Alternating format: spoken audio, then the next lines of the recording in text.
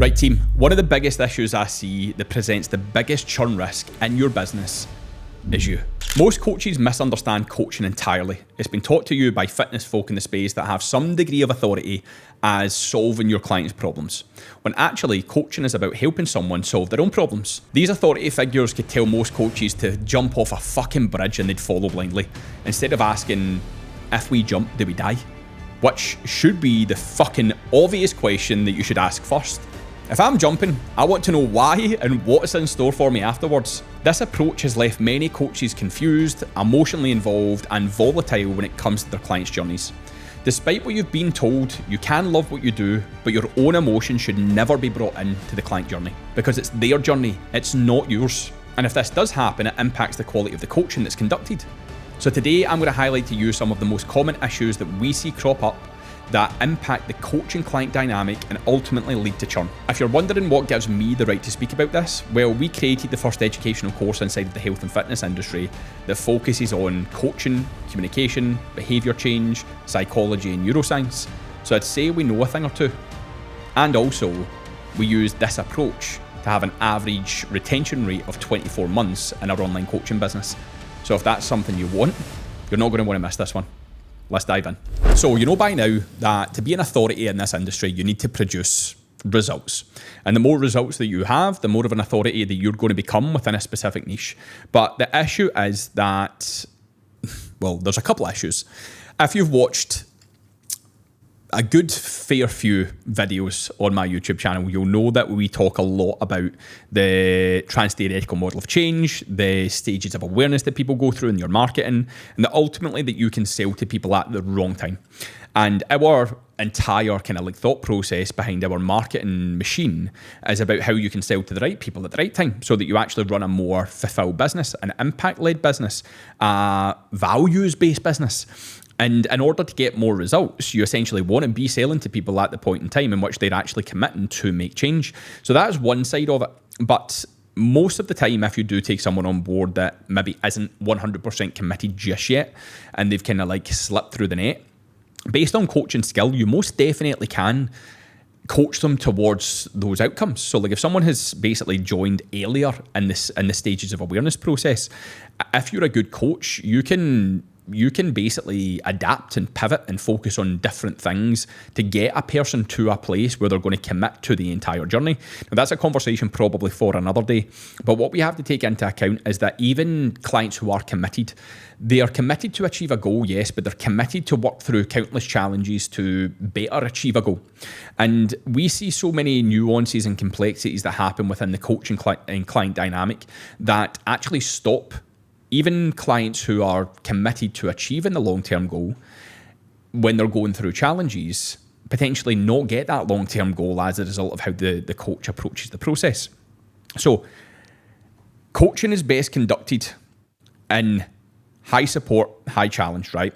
So I'm actually going to start with low support, low challenge. So what this looks like when you're coaching your clients: lack of noticing signs, you're distracted, you're not focused, you basically lack in follow-ups and learning. So you don't really see patterns amongst what's going on with your clients.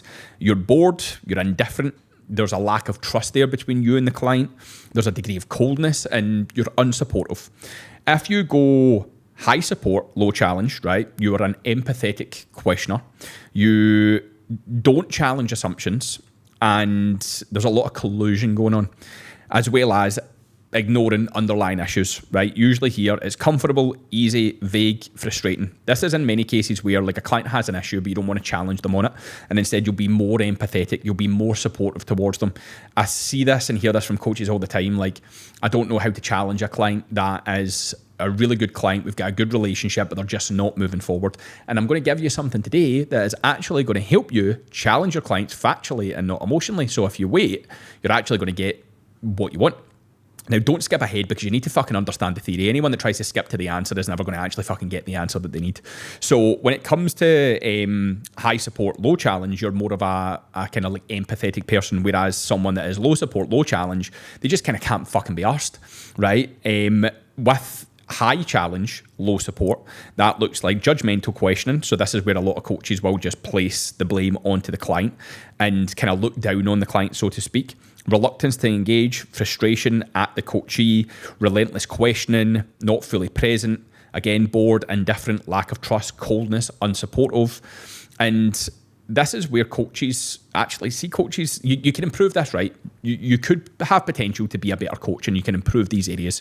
But if you're like this as a coach, right, and all you're doing is judging your clients and thinking they're arseholes or thinking they're lying to you, all of these sorts of things, then you have no fucking idea what the hell is actually going on. And actually that should say enough for you to think, why does this person not trust me enough to basically give me more information to what's actually going on? But I've seen some coaches' check-ins, the way they speak to clients, and I actually think to myself, I wouldn't pay you a fucking penny. The fact that you've even got this far because you might be decent at marketing is a fucking injustice, in all honesty.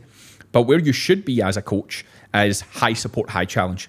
This is where you take risks to ask the right questions and challenge appropriately.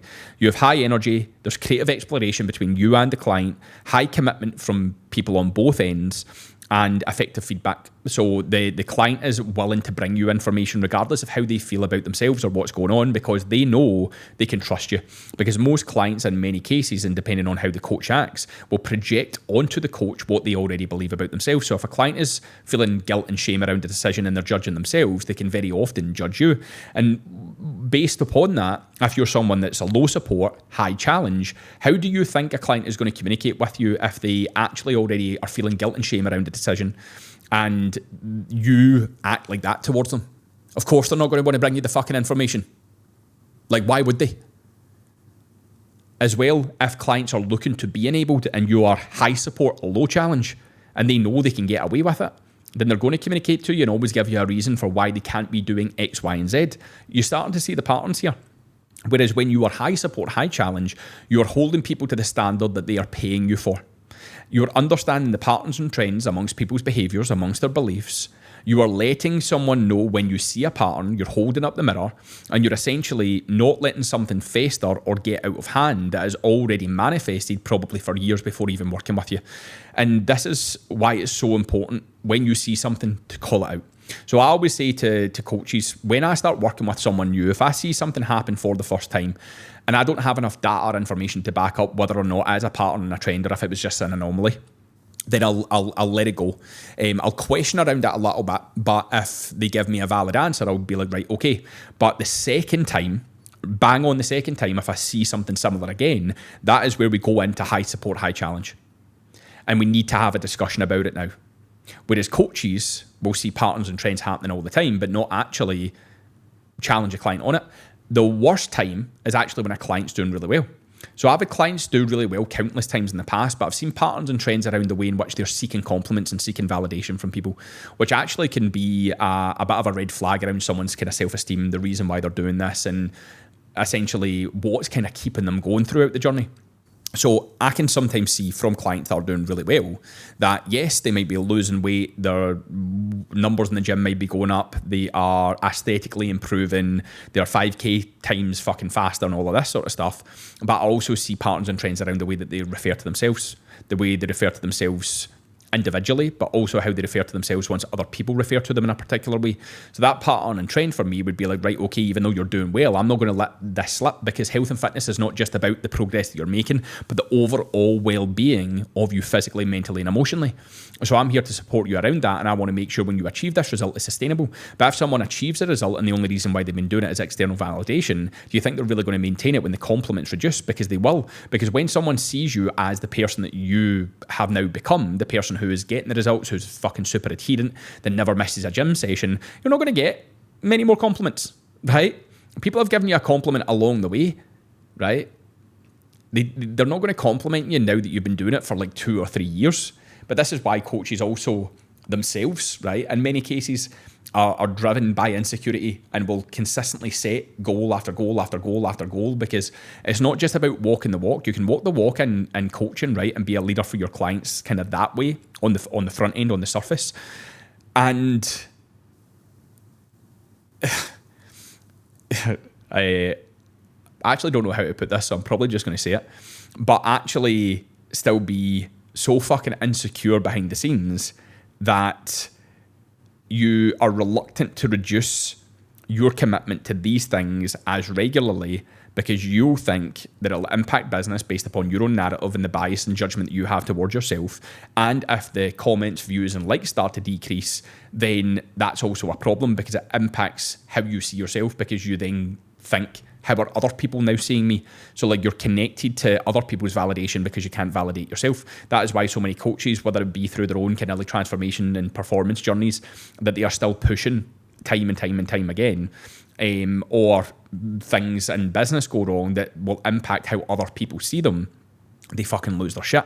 So we essentially need to stay in high support, high challenge at all times, because this means that you're actually doing your fucking job. And you then need to challenge factually, not emotionally, right? So this is called the immediate intervention framework. And this is where you call out and you hold up the mirror what it is that you're seeing without any emotion being brought into it. And what I mean by that is emotion from your side. So if you start attacking a client, referencing what you think about them, like feeling, not facts, right? What you feel about them, what you feel about their progress, what you think they're not so great at, and all the rest of it, you'll run the risk of someone thinking you're an absolute fucking weapon. Not the good kind, right? An absolute worst cunt. Probably the best way to put it. Someone will think you're an absolute worst cunt. In Glasgow, you can't get any worse than a worst cunt, right? We have several different types of cunts. Sound cunt, good cunt, funny cunt, silly cunt, worst cunt, bad cunt. There's loads, right? But worst cunt is the worst, right? That's why it's categorized that way. So when you are focusing on challenging factually, you don't bring emotion into it, and instead you meet the client at a place in which they can see what you're presenting them, facts only. So you describe what you see. So I have noticed that over the past X amount of weeks, we are seeing this consistent pattern and trend around your nutrition. Make an impact statement. My concern is, based upon when you came on board and what you told me that you struggled with around your nutrition and the changes that we've made, if we don't find a solution to this thing that you've said on countless times where we've spoke about it before, that the strategies that we put in place you feel comfortable with, but clearly aren't as a result of the results that we're seeing, will basically over time manifest into deeper beliefs that you already have around what you're capable of, the relationship that you have with food, how you view your body, how you view exercise. All of this information would essentially be taken from the information you know about the client, will put us into the exact same position as you were in when you first came to me. And I don't want that. And I'm guessing you don't want that either. So redirect behaviours. How do we focus on a way that's going to work for you to overcome these issues? Now, in this kind of like category part of the immediate intervention, you can essentially bring the client in to recommend what they think would be best, or based upon the patterns and trends and your instinct and intuition and what you know, you can give recommendations, but make sure you ask the client how that sounds to them. Now, when you go through this process, as I said, it's just fucking holding up the mirror, right? It's factual, it's not emotional. It's allowing someone to know that you are very much on side and you're worried that they're not going to achieve a result based upon what they've paid you for, but you're letting them know what you see, right? Because they might not understand objectively what you see from your side, and they'll just measure it based upon what they see from their side and basically how they feel as well. So this is where it's so fucking goddamn important to have simple frameworks in place to challenge factually. And we have, I can't even tell you how many fucking coaching frameworks, tools and interventions we have, because they all tie into the theory that we teach. Even at the end of building your entire delivery process, we have what's described as the transformation timeline, which is throughout these stages of the behaviour change process, stage 1, 2, 3, 4, for example. When someone comes into your coaching program, they're in stage 1. This is the selected tools, interventions and frameworks you will likely use here. Stage 2 the same, stage 3 the same, stage 4 the same. And it then means that coaches, based upon instinct and intuition and the evidence that they are provided with from their clients, can then make a decision on which one is going to best work for them. And that is why you can trust that you have a delivery process in place to guarantee results, and your clients can actually trust that you've got a delivery process in place that guarantees results. And that's what actually means that people will end up staying longer with you, because they can see what it is that they're working through. But most importantly, you have more of an arsenal to fall back on from a transformational standpoint to support clients with things that many other coaches wouldn't actually support them with. And I also can't tell you how many times, even during an immediate intervention framework, I've said during the impact statement part, I've actually said to clients, all that's going to happen if we don't fix X, Y, and Z is that you're going to get to a place where you're frustrated. You're not going to see the results on your investment. You're going to think that this was a waste of time, just like the 3 other investments that you've made beforehand. Then you're going to leave convincing yourself that you don't want this result anymore. And then 3-6 months down the line, you're going to start all over again because the pain has grown yet again as a result of these behaviours that you didn't change, that you then invest another substantial amount of money into another coach that isn't as skilled in these things for you just to go through that exact same process until a point in time comes when you are sick of investing, you're sick of yourself, and you get to a place where you just settle living with this problem and suffering with this problem for the rest of your life. And this is the thing. See, calling out that exact thing of, I know you're probably thinking that this isn't going to be for you because you're not getting the results. You're just identifying the elephant in the room. And if we actually go back up here, most coaches don't want to challenge their clients. And this is actually factual, right? So this is factual based upon conversations that I've had with coaches around why they don't want to challenge their clients. So there's the 5 whys. When someone says, I struggle with this thing on the surface, why? They'll give you an answer. Why? They'll give you an answer. Why? They'll give you an answer. Why, right? So you go down the 5 whys, and usually after the 5th why, you'll get to the root cause of the issue. And in many cases, coaches have told me, I don't want clients to churn. I don't want to lose the money because clients are going to get pissed off at me. It's all emotional, right? It's all, how is this going to impact me, not as what is best for the client, right? And if you're sitting listening to this and you're thinking to yourself, fuck, I actually don't challenge clients as much because I'm scared of how they're going to react. I'm scared that they're going to churn. That's also catastrophizing. Catastrophizing is where you go basically from like 0 to 100. Having a challenging conversation with a client isn't always going to end up in a client turning around and churning. Out of every single scenario that I've ever had where I've had to challenge a client, I think I've had 3 clients churn in my entire career from me challenging them. And if that's the case, then that's cool, but I said what had to be said because no one else would fucking say it. And I done that for them. And actually, one of those people over time messaged me and said, I was actually so thankful that you did that. I was so thankful that you challenged me in that way because I've actually now went and invested in therapy and done X, Y, and Z. And I was like, fucking brilliant. Fucking brilliant, because I planted a seed. Because the seed was 100% accurate and it was truthful. Because I was in an objective position to see something that they couldn't. And I wouldn't be doing my job if I never presented them with that. So again, notice, even if you don't think that you're bringing emotion into your coaching business, bias into your coaching business, judgment of what may happen, you actually are, right? And this is where you cannot make decisions around coaching your clients because of what it's going to do to your business. The client comes first. The client fucking comes first.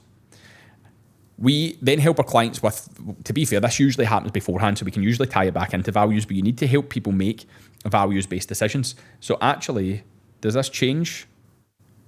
Yeah, so we have a values and vision builder document that basically helps our coaches identify their own values and build their own vision and do the same for their clients. And you can see all of that here. Because realistically, the thing about human beings is we only ever do things that we find value in. So let's say, for example, you have a client that isn't doing a fucking thing. Right? They're not doing a thing. They are not tracking. They're not losing any weight. They're not doing any of their workouts. Someone finds some form of value in that. You need to figure out what the value is that they find in that scenario, in that situation. Because if someone comes back and says, I don't like the situation I'm in, that's bullshit. You have to probe deeper. The only reason why you would be doing these things is because you find value in them. So what does it give you? It tends to give you comfort, security, safety for a number of reasons. I've spoken about the fact that when I coached Jen back in the day on the gym floor, she came to me wanting to lose 5 stone in 6 months for her wedding. And I noticed that there was more kind of underlying issues. And obviously Jen's very open about the fact that she was in a very abusive relationship before, physically, emotionally, sexually. And I remember one day when she was leaving the gym and we hadn't made much progress, I said to Jen, could you give me all of the reasons for why you want to lose this weight? And could you give me all of the reasons why it would be important for you to stay the same? And she said to me, yes, in order to lose the weight, or for losing the weight, it would allow me to look good on my wedding day, and it would allow me to be healthy enough to carry kids. And then she was like, I could give you fucking a million reasons for why staying the same is better. And I said, okay, go away and write down a number of reasons for me. And she wrote down 40 plus reasons, and many of them were being in a bigger body keeps me safe, because when Jen used to look attractive or try and lose weight, her partner would think that she was then trying to look better for other guys and abuse her, assault her.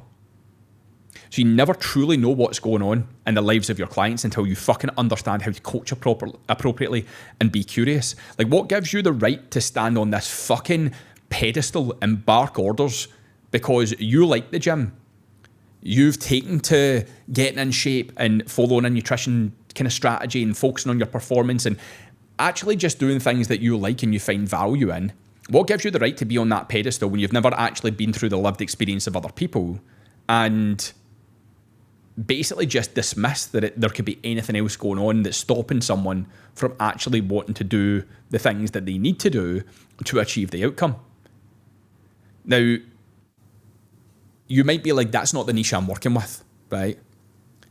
But I'm sorry.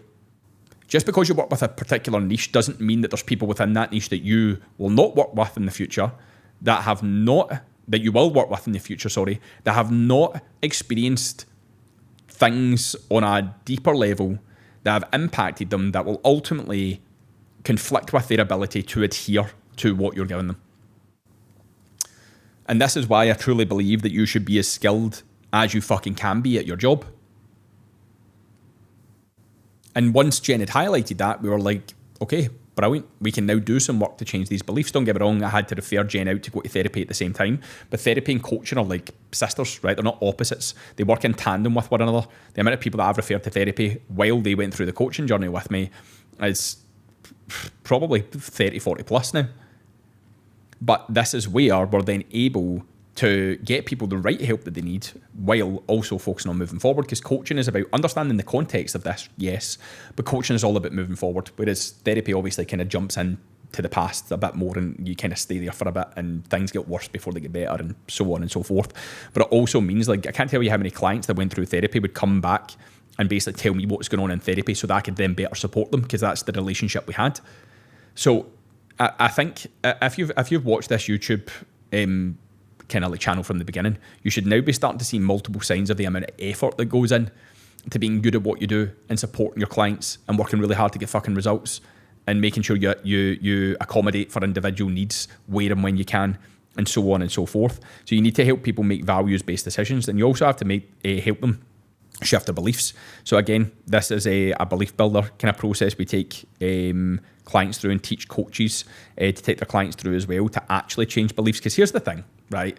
So many coaches talk about fucking mindset, right? And their only definition of mindset is that their mindset changed as they were going through a physical journey of transformation, right? Mindset is so fucking nuanced. So if you're teaching mindset, right? If you're teaching mindset, or if you're saying you help people with their mindset, how do you measure that? How is it tangible? What interventions, frameworks, tools do you use to actually change someone's mindset? And then therefore, how do you measure it off the back of it? Do you even know how to change someone's mindset, or do you just hope that their mindset changes as a result of the progress that they make? So these are all questions, like, if you're saying, yeah, that is how I do things, then ask yourself the question, how much security is that actually bringing to your business? And how much business are you leaving on the table by not knowing the theory, right, and the practical application about how to do these things for every client, and how you can then describe that in your marketing and show how that came to life in your marketing as a result of the client results that you got? Because again, that creates more certainty in the minds of your buyers. More certainty, more trust, higher likelihood to invest, but more doubt. We know what happens there. And that will allow you to have a true lasting impact. And this is why coaches will still ask me, like, how did you get 50, 60 of your clients showing up to every single event that you put on? Especially like working with Jen Pop, because I focus on everything that I fucking talk about on this YouTube channel, including what I spoke about today. Like, there's clients actually sitting in this picture that I challenged. And here's another insight for you, just like a little piece of advice. If you challenge a client and they come back instantly emotionally, Either don't respond or tell them that you're going to allow them to sleep on it. So I'd have got clients who are actually in this picture where I've challenged them and they'd come back emotionally straight away, telling me all the reasons why I was wrong and so on and so forth. And I would basically just say, listen, I want you to just think about what I've said, and I want you to sleep on it. And every single time, there wasn't one time where the client never messaged me the next day and said, I've slept on it and I'm sorry for the way I reacted yesterday and I'm right. And you're right, sorry. And I shouldn't have reacted the way that I did. But again, that's more insight and more information on the client so that you can highlight to them, like, well, why did you respond that way? You see that just like curious line of question again, like why? Like, listen, I'm here to support you. I appreciate the apology. I didn't even need one. But why do you think that you responded that way? And this is where there's a difference between platform and pedestaling yourself. Pedestaling yourself means that you put yourself on a pedestal. You think that you're better than your clients. You think you're above your clients. Whereas when you platform yourself, you're very much like the leader at the back of the pack, because as a leader, you don't lead from the front, you lead from the back. Leaders always eat last. In a pack of wolves, the fucking head honcho is at the back. It's the exact same reason why whenever we run events or we do anything for clients, I will be the last person to eat. I'll be the last person to take a drink off the tab that I've put behind the bar. I will be the last person to sit down, right? I will be the last person to do anything because I want everyone else to make sure that they're catered for. Even when I've got clients that are coming up to maybe like some of their big first launch periods, I will make sure I'm more active and available to be able to speak to them, because it's something that I would want if I was also in that position. So I think when you're able to platform yourself, you're able to embody true leadership. People are able to relate to you more. People are able to see you in a different light, build stronger relationships with you, trust even that your challenge is coming from a good place. And when you can achieve that, when you can do that for people, you will literally have clients who never want to leave your coaching program. Like, see, most of the people, we had a 24-month average retention rate with our online coaching business with a yearly churn rate of 2.4%. And most people, when they sent, if and when they sent a churn message, they would send a churn message and they would say, I honestly feel so emotional. Like, I don't want to do this, but I feel like the time has come. And I would be like, I'm fucking here to support you every step of the way. And they would literally talk about how they felt like they were losing a limb. And that is what you want to try and create inside your coaching program. Because that strong sense of community, but not just that, the relationships that you build with every client will genuinely be the thing that allows your brand to grow from strength to strength as a result of the transformational things that people say about you and the transactional results that can lead to on the surface. So make sure that you are always in high support, high challenge. You remove your own personal emotions and you challenge factually. You take people through processes to identify how to make values-based decisions, and any beliefs that someone is struggling with, you go through a process of how to help them rebuild it. And if you don't know how to do that, then there's breadcrumbs everywhere. You're just going to have to wait to the next part to see. I'm sure as fuck that would have struck a chord with you and has probably helped you actually realise where you can improve as a coach. Most of what you've been taught is also ingrained in the minds of most coaches throughout this industry, so you're not alone. If you've watched most of my content on here and think that we could hit it off and you're a coach who wants to be better at their job and run an impact values-led business, hit the link in the description below and message me 67 on Instagram. We have limited availability for new clients before we shut our doors for the foreseeable future. We're extremely selective with who we take on, and no, that's not just something we say because you've been taught that in your fucking sales process elsewhere. We genuinely don't want to work with worse cunts. We want to work with good cunts. So if you fit that profile, like and subscribe, then hit the link below and drop me a message. That was class. I'll see you next time.